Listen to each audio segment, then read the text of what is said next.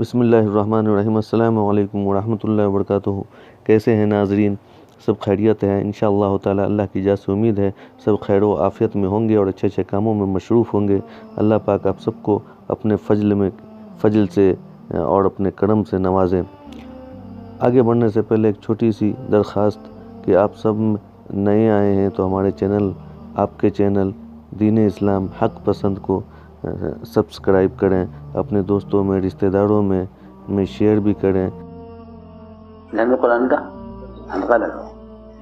اور عمر رضی اللہ تعالیٰ عنہ ستی ہوئی تلوار لے کر غصے میں بھرے ہوئے چلے کہ تمہیں آج تو نعوذ باللہ محمد صلی اللہ علیہ وسلم کو قتل ہی کر کے آؤں گا، بہت ہو گئی بس، اب کب تک برداشت کریں انہیں، میں آج قصہ ختم کر کے آتا ہوں۔ راستے میں ملے گا، کہاں جا رہے کہ میں آپ کو قتل کرنے جا رہا، میں پہلے گھر کی خبر لے لوں، پہلے بہن کے گھر کی خبر لوں۔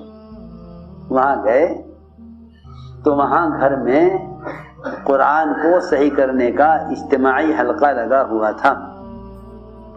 میں تم سب کو ڈرانا چاہتا ہوں اس بات سے کہ کسی بھی کام کی اگر مخالفت کرو گے اور وہ چیز قرآن حدیث میں موجود ہے اور صحابہ کی سیرت میں موجود ہے تو کام سے محرومی کا سبب بنے گا،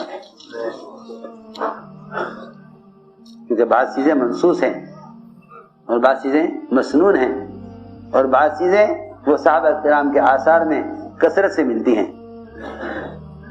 کسی بھی کام کا انکار کرتے ہوئے پہلے یہ دیکھ لینا کہ جس بات کو کرنے کے لیے کہا جا رہا ہے ہم سوچتے ہیں ہمارا دماغ لے لے تو ٹھیک ہے، اور بھائی کام تو سب کے اتفاق سے ہونا چاہیے۔ یہ بھی ایک شیطان کا دھوکہ ہے، یہ بھی ایک شیطان کا دھوکہ ہے کہ سب کے اتفاق سے کام ہو۔ ارے اگر مسلمان صحابہ کے عمل سے متفق نہیں ہوگا تو کیسے متفق ہوگا؟ جی ہاں، اور کیسے متفق ہوگا؟ میں تو شروع میں عرض کر چکا، امام مالک کا بھی قول، ابو بکر صدیق کا بھی قول ہے روایتوں میں کہ اس امت کے بعد والے سدھر نہیں سکتے، امت جب تک وہ نہ کرے جو امت کے پہلو نے کیا۔ وہاں قرآن کا حلقہ لگا ہوا، قرآن کا حلقہ لگا ہوا، حضرت عمر کے کان میں آواز پڑی ہلکی سی، سمجھے تو نہیں کیا پڑھ رہے ہیں، لیکن اتنا معلوم ہو گیا کہ قرآن پڑھ رہے ہیں۔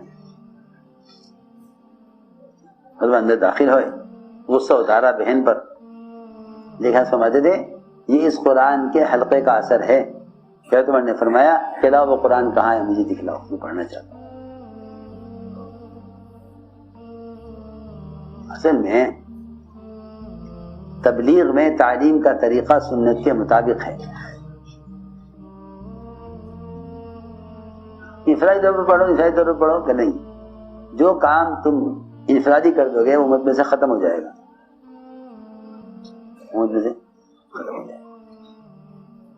جس کام کو تم کیا کر دو گے انفرادی، وہ ختم ہو جائے گا۔ کیوں؟ اس لیے کہ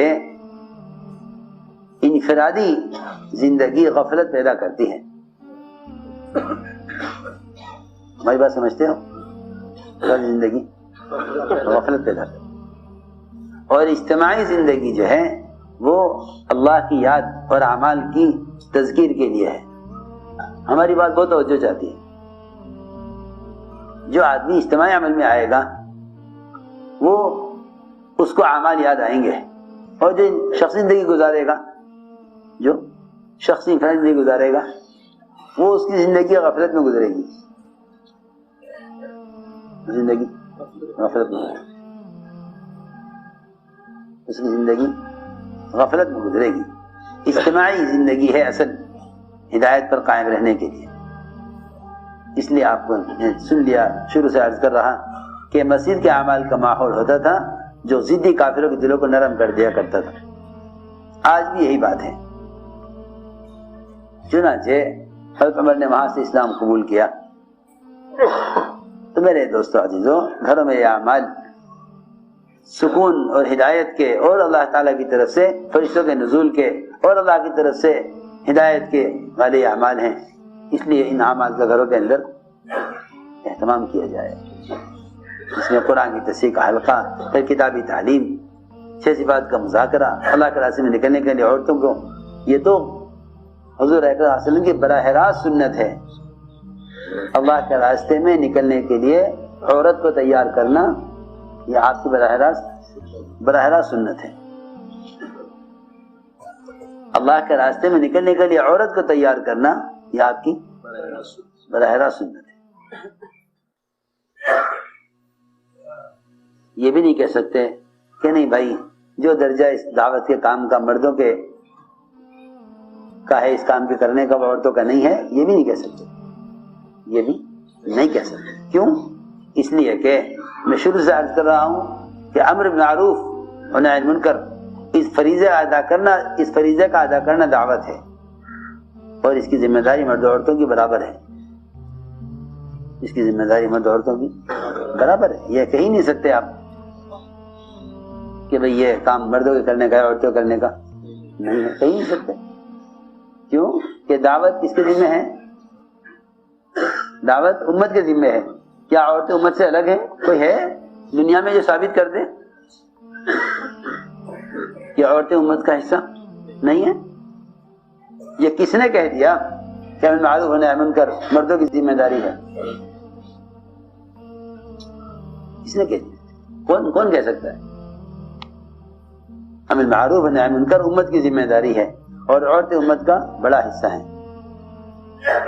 اس لیے خیال غلط خیال ہے کہ دعوت کا کام مردوں کے ذمہ عورتوں کے ذمہ نہیں ہے.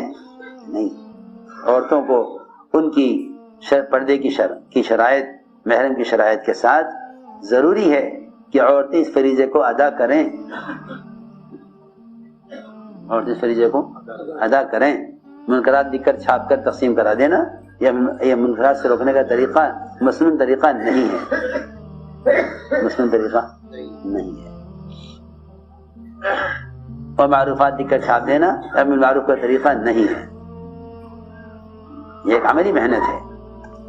چنانچہ آپ نے ام حرام بنت ملحان کو خود فرمایا کہ ام حرام مجھے ایک جماعت دکھائی گئی ہے جو سمندری سفر کر کے فلاں ملک میں جاوے گی. ام حرام نے عرض کیا کہ اس جماعت میں مجھے شامل کر دیے. یعنی فرمایا کہ نہیں عورتوں کرنے کا کام نہیں ہے کہ ہاں تم اسی جماعت میں ہو. پھر آپ سوئے,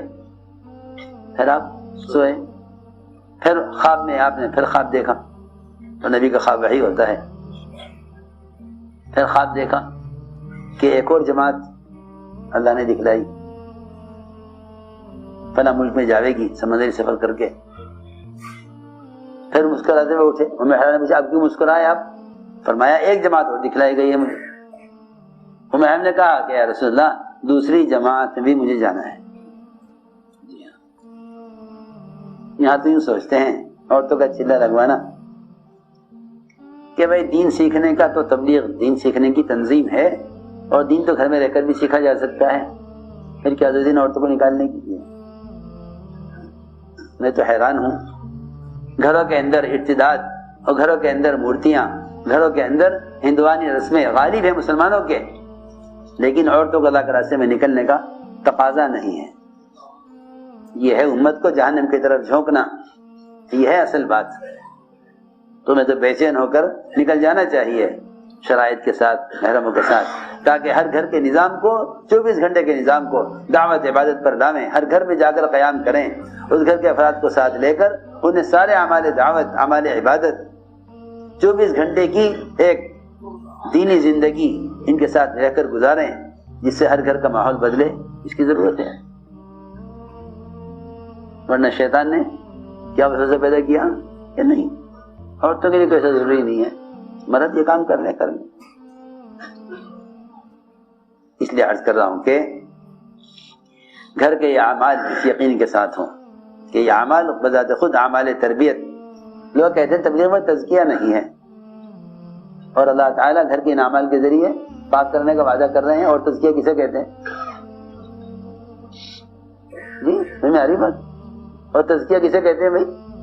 اللہ اکبر. اللہ کہہ رہے ہیں میں پاک کرنا چاہتا ہوں اعمال کے ذریعے. لوگ کہتے ہیں تبلیغ میں تزکیہ نہیں ہے. ارے اور تزکیہ کسے کہتے ہیں؟ اور تزکیہ کسے کہتے ہیں؟ آپ کا تزکیہ کوئی شیخ وقت کریں, اللہ کہہ رہے ہیں میں خود تزکیہ کرنا چاہتا ہوں. اللہ کہہ رہے ہیں میں خود تمہارا تزکیہ کرنا چاہتا ہوں. اللہ فرما رہے قرآن میں، اور پوری طرح تزکیہ، پوری طرح پاک کرنا چاہتا ہوں تمہیں ہر قسم کی گندگی سے، ہر قسم کے گناہوں سے، ہر قسم کے شرک اور کفر سے پوری طرح پاک کرنا چاہتا ہوں. اللہ فرما رہے قرآن میں کام کرنے والوں کو اعمال دعوت پر تربیت کا یقین نہیں ہے. وہ سمجھتے ہیں یہ تو کوئی پروگرام ہے، باقی تربیت کے اسباب کہیں تبلیغ سے علاوہ کسی اور شعبے میں، کسی اور راستے میں ہے، ایسا نہیں ہے.